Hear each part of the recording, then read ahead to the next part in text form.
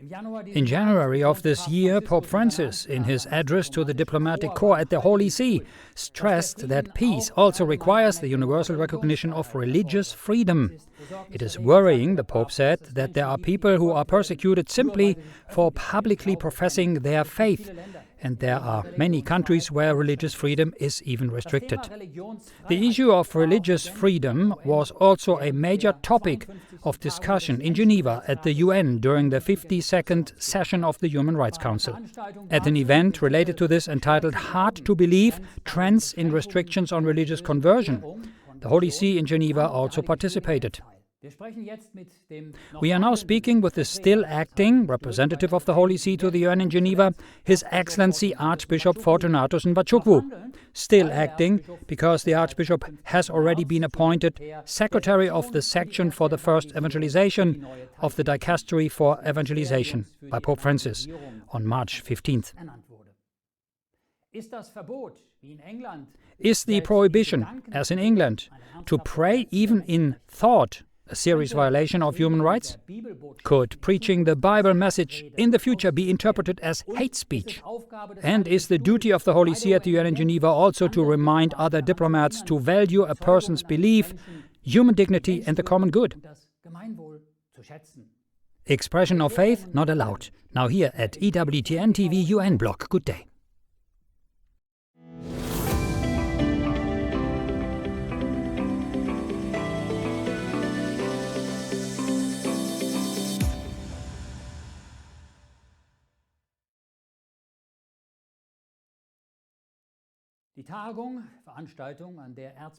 The meeting, the event, attended by Archbishop Fortunatus Nwachukwu of the Holy See at the UN in Geneva recently, was entitled Hard to Believe, Trends in Restrictions on Religious Conversion.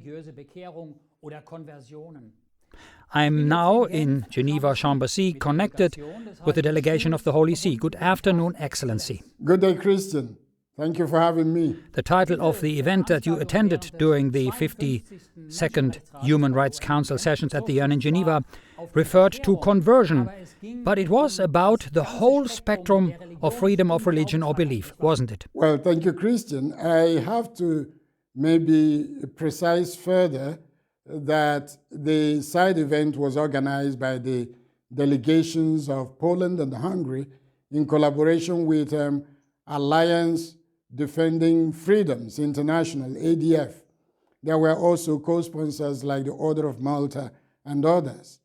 And the scope was to draw attention to the fact that we're still having places, areas of the world, where there are still restrictions and even penalization of people or of persons for choosing their religion. And so it is not just a question of conversion, it's a question of freedom to choose one's religion. Of course, every religion involves conversion because you have to grow, so you have to move from what you were before to something new. But what is at stake here is not what we call conversion within a religion, but precisely that freedom to choose one's religion, which is being restricted or even punished in some parts of the world. Let's look at a short excerpt from an address by the UN Secretary General from 2019 to the UN in New York. Guterres was addressing then US President Donald Trump, who was in attendance. I want to begin by saluting you, Mr. President, for putting a focus on religious freedom, a pressing global issue and one that is also very close to my heart. In 2001, under my initiative as Prime Minister of Portugal, my country enshrined religious freedom into the nation's law with the objective at the time to equalize the benefits that the Catholic Church traditionally had in Portugal and to extend them to all religions in the country. And the measure declared that no one can be privileged or persecuted on account of their religion, and that the state shall not discriminate against any religious community in relation to others. Looking around the world, we tragically know that this is not a reality for millions of people. It is totally unacceptable in the 21st century for people to face discrimination and intimidation for their beliefs. And the persecution of religious minorities is utterly intolerable. So the United Nations seems to be committed to global religious freedom. However, not all member states seem to be adhering to it. A recent and, in my opinion, scandalous case took place at the gates of the EU in the UK. On December 6, 2022, the co-director of the March for Life in the UK, in a contemplative posture, stood in front of an abortion clinic in Birmingham. A few minutes later, she was arrested on suspicion of being spiritually prayerful. 2 months later, however, the court dropped the charges, finding that silent prayer was not an offense. A few months later, on March 7th of this year, the British House of Commons voted to criminalize all forms of influence in the vicinity, the so-called buffer zone, of abortion facilities in England and Wales, including silent prayer. But the absurdity did not end there, because only a few weeks later, the same young woman who had previously been found not guilty was arrested again by the police for the second time, immersed in silent prayer in front of the very same abortion clinic. It's unbelievable that police would seriously be trying to clamp down on what people are thinking, to be actually quizzing them, to be asking them, what were you thinking about? What were you praying about as you were standing silently somewhere? But this is the reality. This is what's happening. Thought is becoming a crime. So we really need people to pray about this, that the police waken up to what they are doing, but that other people also waken up to really the situation here, and that their hearts are opened to the importance of freedom of thought. Excellency, freedom of thought seems to be in danger. And using the title of the UN event we are talking about, it is indeed hard to believe that such a law even exists in the UK, and someone was even arrested by the police for it. Isn't that going too far? I mean, trying to control people's thoughts by law, for example, silent prayer. The question that comes to mind here, is this not an inconceivable, serious violation of the Universal Declaration of Human Rights, which also the United Kingdom has adopted? Well, Christian, thank you very much. As you say, it is hard to believe, but permit me to begin with a bit of precision here still. First and foremost, the Universal Declaration of Human Rights is not a binding legal instrument. So we may not really speak of a violation of a binding legal instrument. What is a binding legal instrument is the International Convention on Civil and Political Rights, the ICCPR, which came into effect, I think, in 1976. And to which the United Kingdom is party. United Kingdom is one of the more than 170 states that are party to this convention. And this convention, in Article 18, like the Article 18 of the Universal Declaration, protects the freedom of religion, the freedom of belief.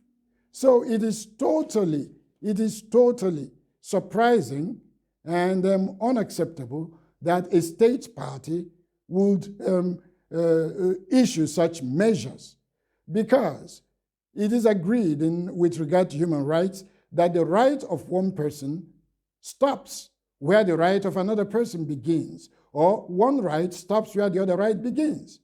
So they are trying to protect the rights of people to commit suicide or to commit homicide, which is the way we see abortion.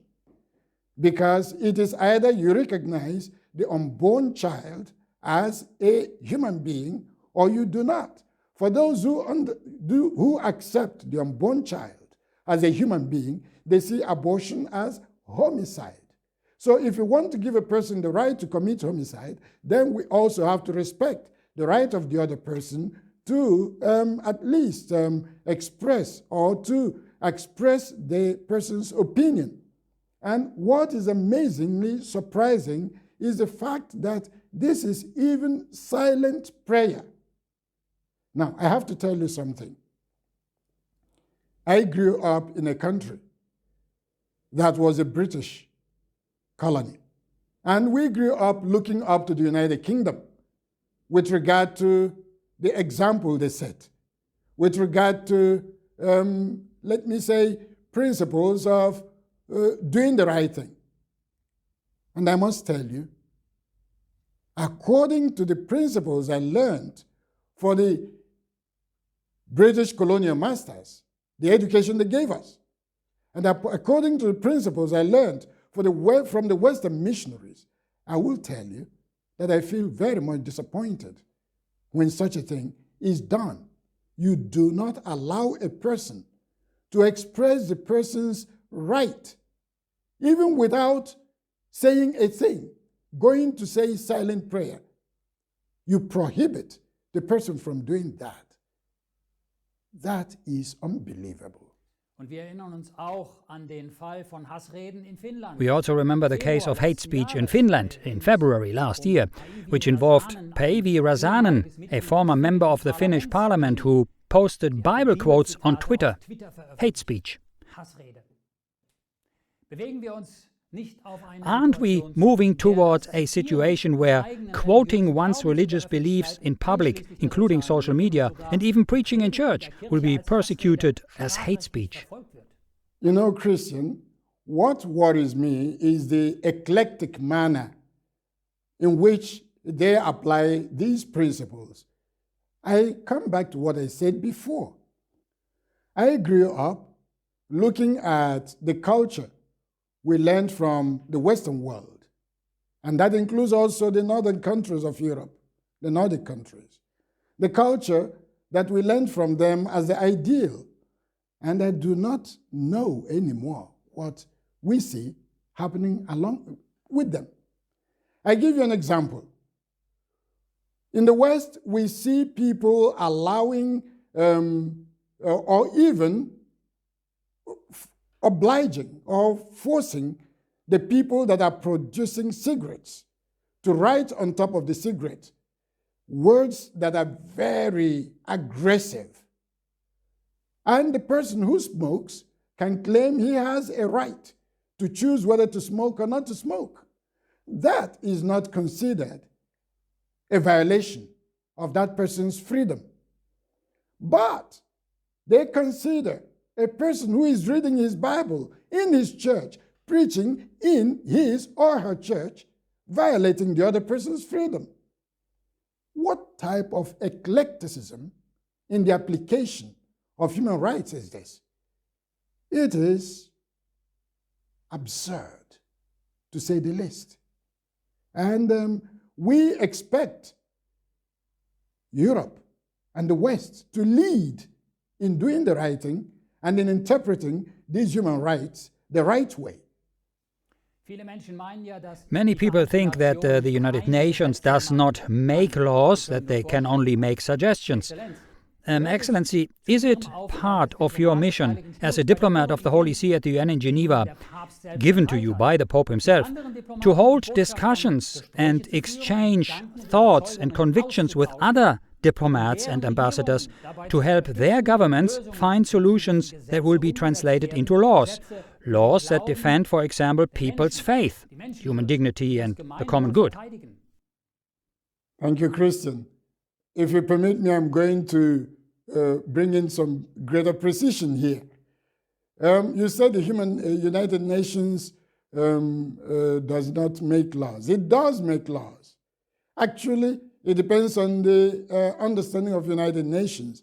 If we're speaking about the organization of the United Nations, then yes, it does not make laws. It facilitates the meeting of states. But if we mean United Nations as an assembly of various nations. Well, that assembly is there to make laws because they come to discuss and agree on principles of life together between various nations in the world. That is why we have conventions. Actually, conventions are international laws. And they are, usually we have soft laws and even civil and political laws at the international level in the conventions. That is why they say pacta sunt servanda. Once a state signs into these international conventions, the state is then obliged to bring these conventions and bring them home into their national legislation. So yes, as an assembly of nations, United Nations does make laws because they create conventions, they create also international humanitarian laws. And then why is the Holy See there? The Holy See's position there is very essential because the states that are involved go in to defend their national interests. And the danger is to lose sight of the universal dimension, the universal perspective. When the Holy See participates in these conferences, it brings the Catholic dimension. Now, I say Catholic not from the point of view of religion, but Catholic from the point of view of universality. So we are not bringing with us the point of view of a national ideology or a national interest, but we are bringing there to the table the things that concern every human person. So our target is to make all the discussions to prioritize the human being, the human person. And that is why the diplomacy, the diplomatic engagement of the Holy See usually comes down to these three principles: human life, human dignity, common good. And these are the three principles that underlie the Catholic universal dimension of the intervention of the Holy See. In December 2019, the Pope and UN Secretary-General Antonio Guterres reaffirmed in a joint video message that confidence in dialogue between people and among nations, in multilateralism, in the role of international organizations, and in diplomacy as an instrument of appreciation and understanding is indispensable for building a peaceful world, they said. Thanks for watching. God bless you.